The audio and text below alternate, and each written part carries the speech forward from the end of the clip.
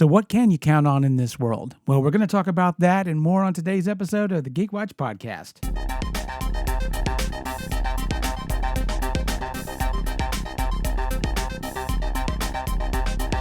This is the Geek Watch Podcast with Brian Hatcher and Mandy Petrie.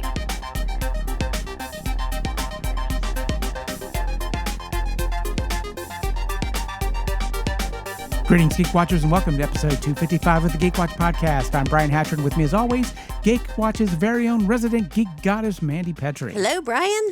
We've had Comic-Con a couple of weeks ago. Okay. And I have seen some of the trailers. Most of them have been trailers for Marvel shows that we knew were coming out. The Wonder Man show, which I'm still not sure what that's going to be about. That's the TV show within the TV show, right? Exactly. Yes, It's like somebody who's wanting to get a job working in a Marvel show, I guess, is one way you could look at it. I saw some of the trailer for Vision Quest, which is, I guess, part 3 of the Wanda saga, trilogy. Which, with what happened to Wanda in Multiverse of Madness, it's like, Yeah. I was like, are people going to still be interested? But then you see Marvel Zombies, and one of the most popular characters was, of course, Zombie Wanda. There's still some magic to be had. And we know that Billy and Tommy are just around the corner, so Right. who knows what magic they'll bring to life. And you're seeing them try to tie a lot of stuff together because next year we're going to get Spider-Man 4, the new Spider-Man, but we're also going to have tie-ins to the second season of Daredevil that are going to tie into the new Spider-Man movie. You'll have those connections, whatever they will be, because they haven't really said a whole lot about that yet. Normally we have a Marvel movie in February, but it's still listed in the schedule as untitled Marvel movie. That's just a few months away. Yeah, so my thinking is they reserved the spot some time ago and decided not to release anything in February. I wonder if that was supposed to have been Blade. That's a very good possibility. That's been on again, off again. That's a very good point. That might have been what they were going to put there. Because once upon a time, that was up in like the phase 4. Yeah. Oh, yeah. They've been announcing Blade I thought stuff. so. But then, of course, once Iger came back and decided we need to cut back on a lot of the Marvel stuff, we can't be putting out on movies and television and just saturating the market. They wound up, cutting back. The last big February movie that Marvel had, of course, was Deadpool and Wolverine. We're getting to a place now where trying to come up with something buzzworthy has been difficult. I think one of the big issues is that people like me are getting older and we get more selective with our time. We don't just rush out to everything that's got Marvel tacked on it anymore. The problem you're going to run into is that a lot of the nostalgia from Gen X and Millennials drove many of these Marvel movies. Gen Z and Gen Alpha are starting to come to the forefront, and they're not going to be as nostalgic as we were. What do they have to be nostalgic over? Not getting to go to my high school prom because of COVID. So they're not going to be thinking about how cool it was in high school for them. So they're definitely going to be looking forward and not backward. There's been a lot of talk about if we do not drive these things with nostalgia, what do we do? And so that's become a huge question. But New York Comic-Con, the vice president of all Comic-Cons, they were definitely putting out everything that they could to get people excited. We saw a lot of stuff for AMC. I think the big announcement for them is the new season of Interview with a Vampire. Doesn't look good. They're now starting to dip into Queen of the Damned. So now you have Lestat as the rock star. Yes. And so I saw the clip of Louis and Lestat sitting across from each other, arguing like exes. Oh, it was fantastic. Yeah. It's so good. It's so cute. Oh, yeah. But first is their new series on the Talamasca. They're going to be bringing that in. And my understanding is that's going to be our first taste of Lestat the rock star before the Interview with the Vampire comes back on the screens. Yeah, because I watched Mayfair Witches. I had trouble with it. It just kept twisting and turning, and I get it, but it was just a lot for TV. Yeah, I think don't get me wrong, I love lore. Lore is my jam. But there's a point where lore dumps get to be tedious. The thing is, the only purpose for lore or plot, it gives characters something to act against. You care about the characters. I like frosting, but I'm there for the cake, Mhm. and cake, that's characters and how characters interact with what's going on around them. That's the interesting part of it. You can lore dump till the cows come home, but until they affect characters in a way that's interesting, no one cares. Mhm. Part of my worry about the Talamasca series. The Talamasca, for those not familiar, this is the secret society that investigates supernatural in Anne Rice's Yeah. world. Okay. They have dealings with vampires and Witches witches and the and all of that. Mhm. What makes the Talamasca interesting, of course, is that it allows you to do deep dives into lore. But like you said with the Mayfair Witches, there's only so much interest that you can have in that. Mhm. And so hopefully the Talamasca isn't going to be about the lore of this world as much as it's going to be about people who have to deal with Right. a lot of that stuff. That's going to be what's interesting. The story. It's about the Yes. story. It's Mhm. about the interactions of the characters in that story. What will make the show interesting is that there are supernatural forces in the world, and not all of them are beneficial. Not all of them are kind. Mhm. Some of them are out to get you, literally. If you're just a human being, how do you deal with something like that? Which is a great story in itself. Yes. Exactly. Mhm. So if that's the route that they're going to go with, this show could be very popular. Hopefully it doesn't turn into some massive lore dump, or my fear is it's going to turn into a commercial for other shows. It's like, imagine how cool it's going to be watching the next season of Interview with the Vampire. It's like, well, that's great, but I'm not doing that now. I'm watching this show. Mhm. Hopefully that shows more than just product placement for other shows, because it's like, well, you just wait for the other show.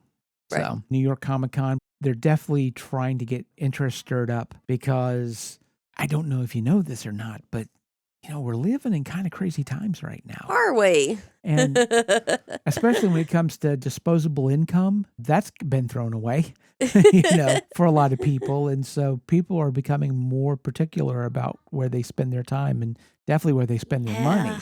Trying to get people's interest in stuff is difficult. And we're Mhm. getting to a place now where movie studios are not swinging for the fences. They're trying to play it safe. To some degree, there's nothing wrong with that. It's a good strategy when strategy calls for it. But that also means there's not anything out there that I'm just absolutely dying to see, except possibly maybe this one movie. Mhm. I was looking over what's coming out over the next 6 to 8 months, and I wasn't like, oh my God, I have to watch this. There's a lot of stuff there that if I just catch it on TV, that would be fine. Basically, my dreams have come true and I've turned into you. Yep, that's Which me. which is I'm sitting here all I've thinking, ever wanted to "That's be when I me, grew up." Brian. Yeah. Which I'm fine waiting. yeah, there you go. And so there hasn't been anything that I felt like I just absolutely have to see in the theater. Mhm. Except, of course, Wicked, I have to definitely, Yeah. that's a foregone conclusion. Which I think they just said who's playing the Cowardly Lion. Mhm. And then they talk about the big spoiler on the posters. It seems like almost every week they say something about Wicked. Oh, now we know who the Tin Man is and all this stuff. Oh, And- So that's funny, because there are a lot of these memes now about, well, they announced this one character. How come they're not announcing these other characters? And there are those of us going, How do you not know by now? yeah. Some people might be trying to Right. avoid spoilers. That's Like, fine. Get that. Bootleg the Broadway play. Oh, yeah. Over the course of the next few months, Studio's big selling point is, hey, you know that cool thing that you like? Well, here's some more of that cool thing. One of the best examples is Stranger Things. We're finally getting that Mhm. final season. The series finale is going to be 2 hours long. Oof. And Netflix has decided to release the series finale in theaters at the same time. You'll be able to watch it in a theater. Or gonna Oh, release there's some going to be some Stranger Things parties and Yeah, wow. There'll be commemorative popcorn buckets. they could possibly do that. The So Demogorgon popcorn bucket or yeah, that's the thing. Do you want to stick your hand in that? But I guess the question is, would it be any worse than the Jaws or something. or the sandworm? The No. sandworm, yep. Yeah, Mhm. that was an interesting one for sure. It's weird how many weird popcorn buckets there are now. That's the thing. All the different crazy popcorn buckets that we've seen over the last Right. couple of years or so. And it's a great movie. What's the popcorn bucket going to look Yes, like? definitely. You have the studios desperately trying to get attention Hmm. and get people interested. God bless them. It's not the easiest time to be doing that, But they're certainly giving it that old college try. And at the same Yeah. time, you have studios buying up other studios. I feel like we're almost at a William Castle gimmicky Oh, yeah. time of getting people into movies. And Yeah, it hasn't quite gotten there yet. No one's wiring up seats Yet. for electricity. But to be honest, probably the most William Castle thing that's been going on for a while has been the 4DX theaters. Yeah. I mean, the seats move, they spray water on you, Mhm. scents and all of that. And you get the glasses, right? Yeah. Ghost Yeah. vision. It's like a roller coaster ride watching a movie. Yes. And of course, you have the big screen. The other big, massive, gimmicky thing that they've been doing with movies has been the Sphere in Las Vegas, if you're familiar with the Sphere. Yes. Mhm. And what they did recently that I've been seeing clips of all over the place is they did a showing of The Wizard of Oz. Yeah, that's the one I know of, is the Yeah. Wizard of Oz. Yeah. And what made that such a big deal is because it's a big dome and they're projecting the movie over this dome, there's obviously a lot of movie that's needed that's not in the original movie, where you have a character walking across a room, and in the movie, you have that character, you have a cut. You have them walking out of frame and then a cut them walking into frame. And so to get them in the movie to basically walk across a frame left to right and see them do it took a lot of AI. AI is a huge part of this. There was tons of this movie that they just simulated through using AI technology. That gave them the ability to do a lot of stuff. And of Yeah. course, when the tornado comes, Yes. it's crazy because again, you The get wind machines. the wind Yeah. machines, and they dropped papers and papers were blowing all over Mhm. the place. And you see the witch flying all around you. Yes. It's a neat thing to see. During the scene where the trees are throwing their apples, they dropped foam rubber apples. And That's you could fantastic. it's very much like William Castle. It's selling the sizzle, but you can really only go so far with that. The thing is, for the Sphere, that's really cool. I would love to go see the Wizard of Oz in Mhm. that. It wouldn't be something I'd want to do all the time. And obviously, for 99% of the people in the United States, it isn't something you can really do even once because you got to go to Vegas Yes. and you got to be able to buy a ticket. You got to be able to afford to do something like that. And some people, that may make you physically ill. Oh, you know, yeah, for sure. motion sickness and the type. That's not for everyone. Oh. Yeah, but it is very cool. With all the special effects, the weird stuff, the AI simulation stuff, which I don't want to get on a tangent with AI, but we could definitely get on a tangent about AI because that's its own thing right now. AI is cool to some degree. There's some Mhm. really cool stuff you can do with AI, but there are moments where AI has invaded certain things that have made Oh, me go, yes. oh man, Mhm. the one place where I really hate to see the invasion of AI has been Dungeons and Dragons. Oh. Because Wizards of the Coast and Hasbro have been using a lot of AI art in their new books. Oh, okay. Not so cool. Yeah. They're trying to develop AI dungeon masters to put online so that if you don't have a dungeon master, you could go online and play. Which I have seen some people experiment with solo D&D using Chat GPT. Yeah, video game then. It's text-based, so it'd be more like the old text games, the Zork series or Hitchhiker's Guide to the Galaxy. You kind of get that feeling a little bit with ChatGPT. It's maybe a little more complex, but there are weird things that happen and it definitely makes mistakes. But there's definitely this push to try to get AI more into the DM side of things, which, again, part of the fun of playing the game is if you have a human DM or GM, depending on the type of game that you're playing, part of the fun of running the game is the creative side of it. But having a live DM means there are just certain things that happen. Players do what they can get away with. Which is good. That's what makes games fun. But because of it, you need a DM who's able to turn on a dime and recognize, okay, I know what I had planned for the evening, but what the characters are talking about right now sounds a little more interesting. Right, and yes. being able to pivot. To veer because the computer is always going to take you to this spot no matter what.